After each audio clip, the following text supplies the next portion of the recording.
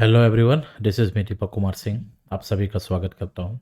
जैसा कि हम सभी को मालूम है कि अभी हाल ही में न्यूज़ में आया कि तमिलनाडु में क्लास 8 में पढ़ने वाली 3 लड़कियां, जिनकी उम्र मात्र 13 साल थी, वह कुछ पैसों का जुगाड़ करके कोरिया के एक सफ़र पे निकलने वाली थी। लेकिन उससे पहले ही जानकारी पुलिस प्रशासन को लगती है और उन्हें रोका जाता है, फिर उनकी काउंसलिंग होती है। तो आज हम बात करेंगे कि किस प्रकार से एक तमिलनाडु के छोटे से क्षेत्र में रहने वाली 3 बच्चियों पर जो कोरियन पॉप कल्चर का इन्फ्लुएंस इतना ज़्यादा कैसे हुआ, या फिर आज के यूथ में ये जो चेंजेस देखने को मिल रहे हैं, इनके ऊपर डिस्कशन होगा। साथ ही आज मैं बात करने वाला हूँ एक और खास न्यूज़ पे। जैसा कि आप सभी को मालूम होगा, आए दिनों पिछले 2 सालों में बिश्नोई गैंग काफ़ी ज़्यादा सुर्खियों में रहा।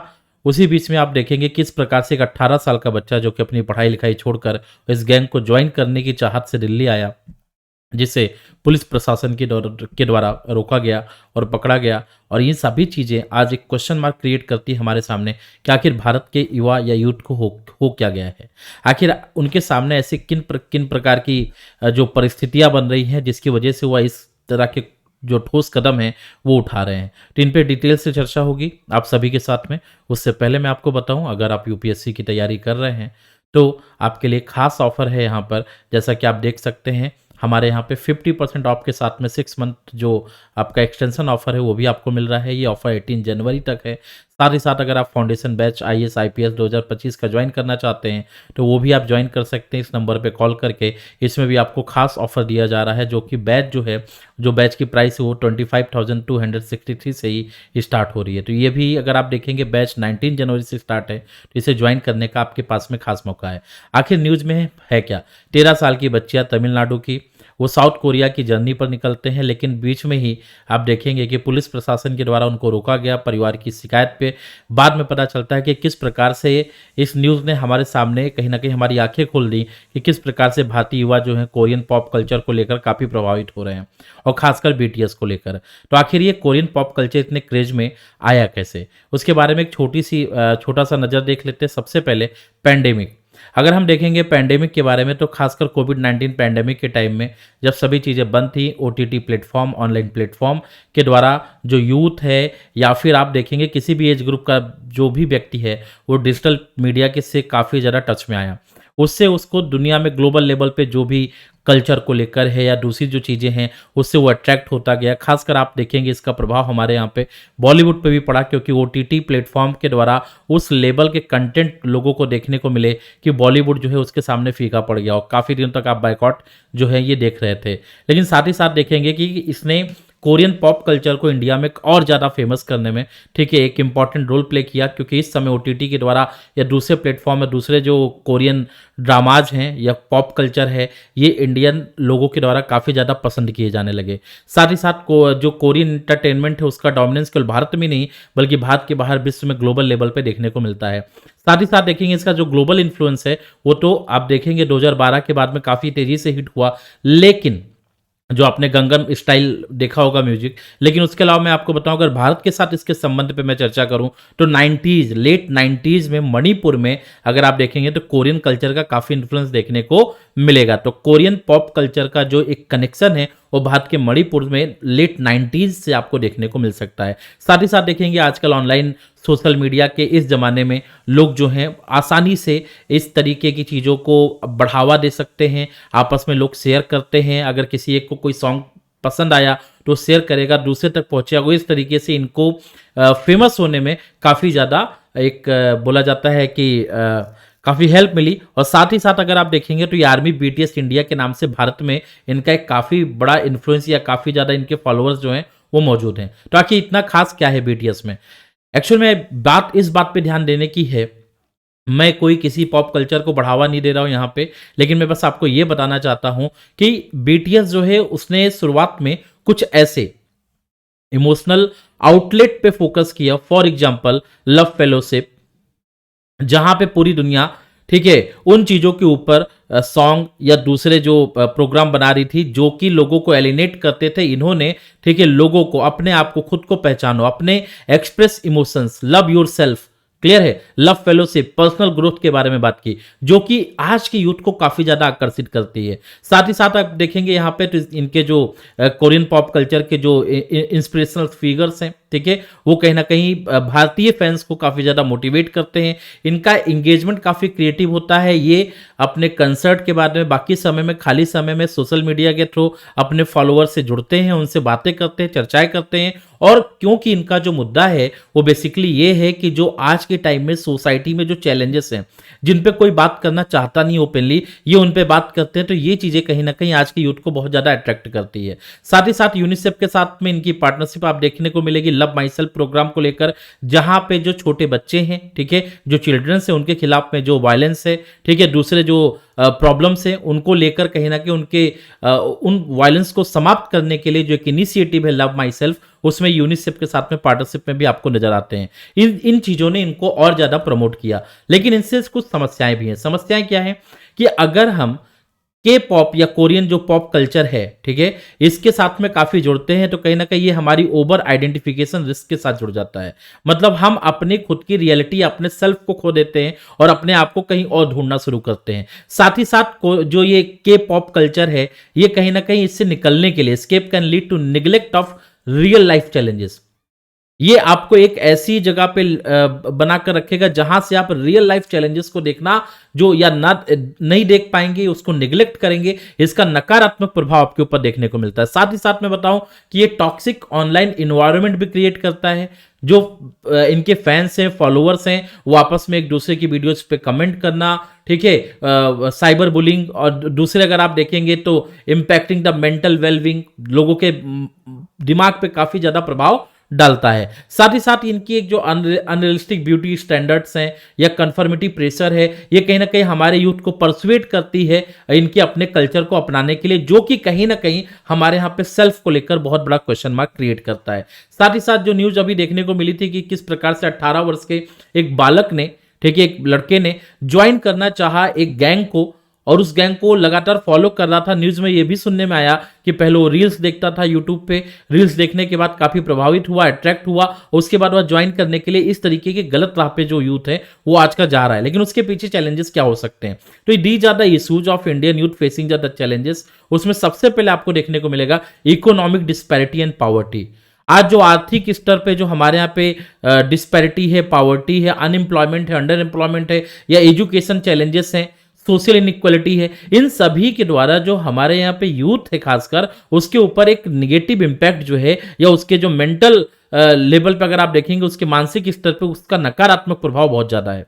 और इसी नकारात्मक प्रभाव के कारण, फैमिली और सोसाइटल प्रेशर के कारण अगर आप देखेंगे तो ये कहीं ना कहीं ऐसे रास्तों को अपनाने के लिए निकल पड़ते हैं जो कि इनके लिए कहीं ना कहीं नुकसानदायक है, लेकिन यह अपने आप को समझ नहीं पाते। बात तो है सेल्फ की, सेल्फ को समझने की। ये सोसाइटी में अपने आप को कहां देखते हैं, इस पे हमेशा से क्वेश्चन मार्क रहा है। साथ ही साथ आप देखेंगे नीचे एक सेकंड लास्ट पॉइंट लिखा है सब्सटेंस अब्यूज।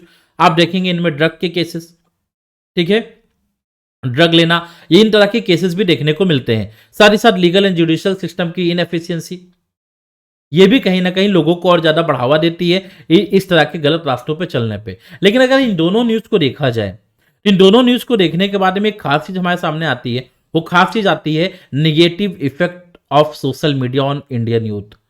हमारे यहाँ सोशल मीडिया का काफी पॉजिटिव इंपैक्ट है, लेकिन निगेटिव इफेक्ट भी बहुत ज्यादा है। क्योंकि इन दोनों केस में अगर आप देखने को मिलेगा तो किस प्रकार से एक बहुत ही कम उम्र में जो लड़कियां हैं, वो अपने पर्सनल सेल्फ को ना पहचानते हुए अपने आप को कहीं ना कहीं एक ऐसे वर्ल्ड में इमेजिन करते हुए अपने आप को, ना तो वीजा था ना पासपोर्ट था, कुल गुल्लक से मिले कुछ हजार रुपए की बदौलत ये कोरिया तक की यात्रा करना चाह रहे थे। इवन भारत में अगर बीटीएस आर्मी की बात की जाए तो बीटीएस आर्मी उनके कोरियन लैंग्वेज को सीखना, उनकी तरह बिहेव करना और काफी चीजों को कहीं ना कहीं फॉलो करती है। क्योंकि ये भारत में एक लंबे समय से देखा है कि भारत जो है, देखिए, अलग अलग प्रकार के फैन फॉलोइंग आपको इंडिया में देखने को मिलेगा, लेकिन साथ ही साथ सोशल मीडिया जो है वो भारतीय युवाओं पर कहीं ना कहीं नकारात्मक प्रभाव भी डाल रहा है। सबसे पहला अगर आप देखेंगे जो लिखा हुआ cyber bullying and online harassment. अभी आज ही के टाइम में अगर आप देखेंगे तो जो इंडियन यूथ है, ठीक है, वो फेसबुक, ट्विटर, बाकी इन सब माध्यम से अगर आप देखेंगे तो कहीं ना कहीं साइबर बुलिंग का शिकार हो रहा है। कुछ लोग इसमें संलग्न भी होते हैं जो उनकी मेंटल हेल्थ को काफी ज्यादा नकारात्मक प्रभाव डालता है। साथ ही साथ मिस इन्फॉर्मेशन, फेक न्यूज जो है वो कहीं ना कहीं उनको अगर आप देखेंगे तो वायलेंस क्रिएट करना, ठीक है, वायलेंस में कहीं ना कहीं इन्वॉल्व होना ऐसी, और साथ ही साथ केवल यूथ में नहीं बल्कि सोसाइटी में कम्युनल टेंशन को भी जन्म देती हैं।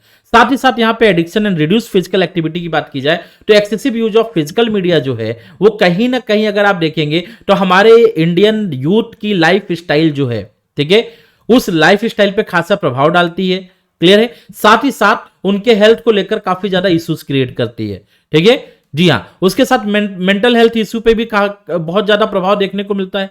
ठीक है, इवन देखा जाए तो रिसेंट में भी देखा गया कि रिपोर्ट के हिसाब से, ठीक है, कि भारत का जो करीब एक बहुत बड़ा एक नंबर हम कह सकते हैं, नियर अबाउट 80% के आसपास में जो वर्किंग पॉपुलेशन थी, ठीक है, उन्होंने कहीं ना कहीं डिप्रेशन की बात कहीं ना कहीं स्वीकारी है। मतलब डिप्रेशन पूरी तरीके से नहीं कह सकते, लेकिन उसका कहीं ना कहीं नकारात्मक प्रभाव जो है उनके ऊपर कहीं ना कहीं देखने को मिला है। लेकिन ये सोशल मीडिया के जमाने में कहीं ना कहीं मेंटल हेल्थ इश्यूज जो हैं वो एक काफी इंपॉर्टेंट अगर देखेंगे तो एक पार्ट है, और उसके ऊपर नकारात्मक प्रभाव इसके द्वारा देखा जा रहा है। साथ ही साथ privacy concern and data security भी जो है वो कहीं ना कहीं प्रॉब्लम है। जैसे डीप फेक एआई के द्वारा आप बहुत सारे चैलेंजेस जो हैं वो हाल ही में देखने को पाते हैं। लेकिन इस बीच में सबसे बड़ी बात यह है कि हम जो यहाँ पे डिस्कशन कर रहे हैं, मैं आपको यहाँ पे बीटीएस के बारे में नहीं पढ़ा सकता, मैं यहाँ पे आपको किसी गैंग के बारे में नहीं पढ़ा सकता, लेकिन मेरा जो ऑब्जेक्टिव है वो ऑब्जेक्टिव ये है कि यूपीएससी जिस टाइप के क्वेश्चन पूछता है, ऐसे क्वेश्चन को सॉल्व करने के लिए बेहद जरूरी है कि मैं आपको उन चीजों को समझाऊं जो आपके लिए काफी इंपॉर्टेंट है। ठीक है, आपके इंडियन सोसाइटी और एथिक्स के पॉइंट ऑफ व्यू से। अब हम देखते हैं कि एथिक्स में एक हमारे यहाँ पे है पेरेंटिंग स्टाइल। पेरेंटिंग स्टाइल में यहां पे हम देखेंगे पेरेंटल एथिक्स और रोल के बारे में। अब पेरेंटल एथिक्स एंड रोल के बारे में अगर आप देखें तो सबसे पहले होता है well being and guidance.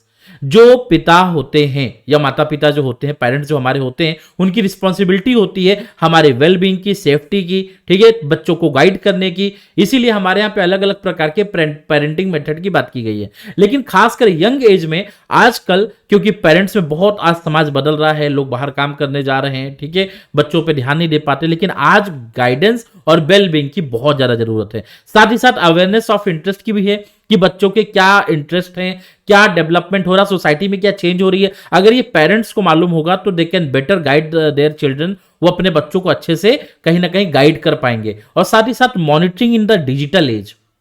Digital age में बहुत जरूरी है कि बच्चों के ऊपर पेरेंट्स के द्वारा मॉनिटर किया जाए कि बच्चे किस प्रकार के कंटेंट को देख रहे हैं ऑनलाइन, ठीक है, किस तरफ उनका झुकाव है। इस तरीके से अगर उनका झुकाव नकारात्मक चीजों की तरफ है तो कहीं ना कहीं उनको इनको कंट्रोल करना चाहिए। साथ ही साथ आज के टाइम में इमोशनल सपोर्ट बहुत ही इंपॉर्टेंट है, और खासकर इस यूथ एज में अगर पेरेंट्स के द्वारा इमोशनल सपोर्ट दिया जाए तो कहीं ना कहीं बच्चों में काफी सकारात्मक प्रभाव डाल सकता है। लेकिन यही इमोशनल सपोर्ट अगर कम हो जाता है तो ऑनलाइन, सोशल मीडिया और बाकी सब माध्यम से कहीं ना कहीं सपोर्ट की चाहत में अपने आप को उस रास्ते पे ले जाते हैं जो कि कहीं ना कहीं उनके लिए नकारात्मक हो सकता है। इसके अलावा इंटरनेट सेफ्टी और सोशल मीडिया एथिक्स पे भी थोड़ी सी बात जरूरी है, जैसे डिजिटल लिटरेसी। अब पेरेंट्स के साथ साथ में चिल्ड्रंस को भी डिजिटल लिटरेसी जो है, डिजिटल जो साक्षरता है, ठीक है, उसको उसकी जानकारी होना बहुत जरूरी है। क्योंकि वो ऑनलाइन कंटेंट का इंपैक्ट क्या होगा, ठीक है, उनको बैलेंस करना, क्लियर है, इन सभी चीजों को ऑनलाइन ऑफलाइन के बीच में एक लाइफ स्टाइल को मैनेज करना, इस पे कहीं ना कहीं उनका एक काफी रुझान होना चाहिए बच्चों को लेकर। साथ ही साथ साइबर सेफ्टी टॉक की बात करूं अगर मैं, तो ऑनलाइन सेफ्टी या साइबर बुलिंग हो गया, या फिर जो एक potential repercussion of the impulsive decision जो है, ठीक है, खासकर ऑनलाइन इंटरेक्शन के द्वारा लोग जो हैं कभी प्रभावित भी हो जाते हैं, किसी को हार्म भी पहुंचा देते हैं।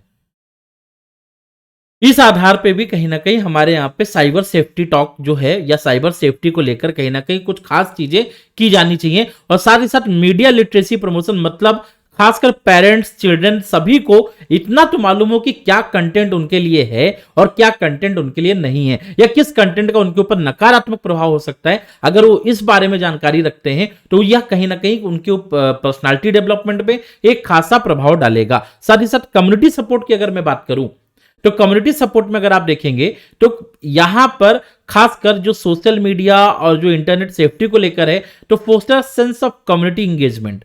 लोग एक कम्युनिटी में बनते हैं, ऑनलाइन ऑफलाइन दोनों तरह की। कहीं ना कहीं they create a supportive environment for the parents and childrens dealing with the challenges related to online obsession and influence. हम सब मिलकर एक साथ, माता पिता को बच्चों के साथ मिलकर या भाई बहन दूसरे लोग जो हैं सबको मिलकर एक साथ जो ऑनलाइन ऑब्सेशन है उसके जो प्रभाव हैं, उसके जो नकारात्मक प्रभाव हैं, उनको कहीं ना कहीं टैकल करने की कोशिश करनी चाहिए। तो these are the some point जो आपको ध्यान में रखना है, क्योंकि अगर ये कभी एथिक्स में भी क्वेश्चन आता है, ठीक है, कि इंडियन यूथ में आज जो चेंजेस देखने को मिल रहे हैं, ये जो इतना रेडिकल चेंजेस हो रहा है, इसके पीछे क्या क्या रीजंस हो सकते हैं, या फिर उनके द्वारा जो एक ऑनलाइन जो सोशल मीडिया का उनके ऊपर इंपैक्ट क्या है, इसके ऊपर आप खासा इस पे ध्यान देके एक बहुत अच्छा आंसर जो है वो फ्रेम कर सकते हैं। साथ ही साथ जुड़िए हमारे मिशन आईएएस बैच से जो 2026-27 में, जहां पे 50% ऑफ जो है वो जो 6 मंथ है उसका एक्सटेंशन आपको मिल रहा है। और साथ ही साथ एक सब्सक्रिप्शन अगर आप लेते हैं ऑप्शनल का, तो उसके साथ में आपको यहाँ पे इतने सारे ऑप्शनल जो हैं वो अवेलेबल होते हैं। ये अनअकैडमी के अलावा आपको कहीं नहीं मिलने वाला है। तो get subscribe. Thank you so much for watching this session. मैं फिर हाजिर हूंगा आपके लिए ऐसे ही अच्छे कंटेंट के साथ। Thank you.